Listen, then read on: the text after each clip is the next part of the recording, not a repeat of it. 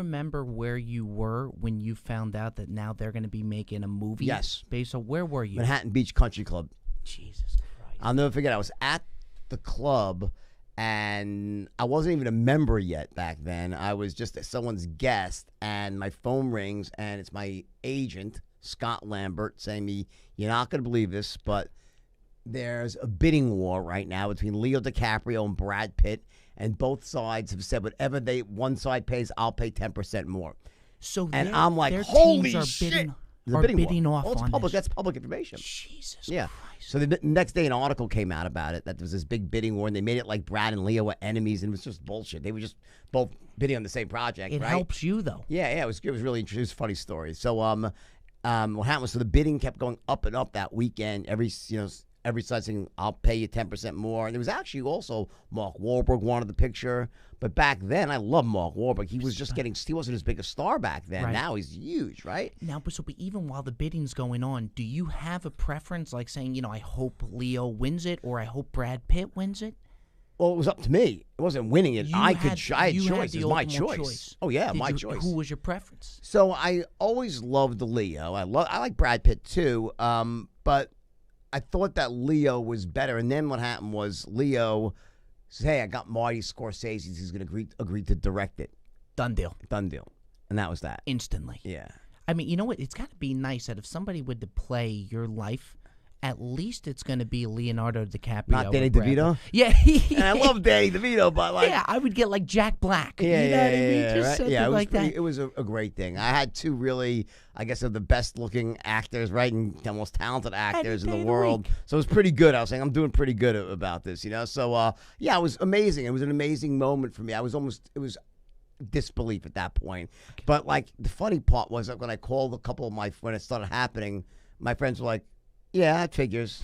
Makes sense. So, like, what else would it be? Like, with your life has always been like this. Like, whatever you do, it's like no shock, like, that this is happening. It's bound to happen. Right. So, like, I was like, maybe that's true, but I'll tell you what, this is I knew it was an extraordinary thing. And then what was prepping this with Leonardo DiCaprio? Do you guys just go out to lunch? Is he spending time with you? About a year of a lot of time spending together.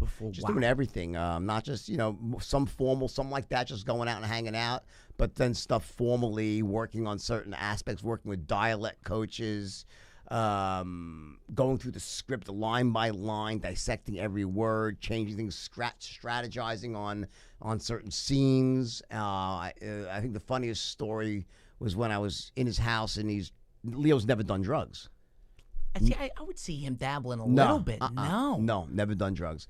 He drinks, but he's never done drugs. And he's like, "What does it feel like to be on a Quaalude? And what does it look like? How do I act?" I said, "Well, let me just give you an explanation." I take him through the different phases of a Quaalude high, starting with the tingle phase where your fingertips are tingling. Then there's this slur phase where you're slurring your words, but you don't care because slurring is okay. Baby slur, you slur, slurring's cool, right? Then you go from there to the drool phase where you're like talking and drool's coming out. But you're like, "Oh, baby's drooling, I drool, and that's good too." And then the last phase is unconsciousness. So I'm actually taking him through this, and I'm crawling on his floor. I go, and then he's like crawling on his floor, trying to mimic me. And his father walks. He's like, "What the fuck are you guys doing?"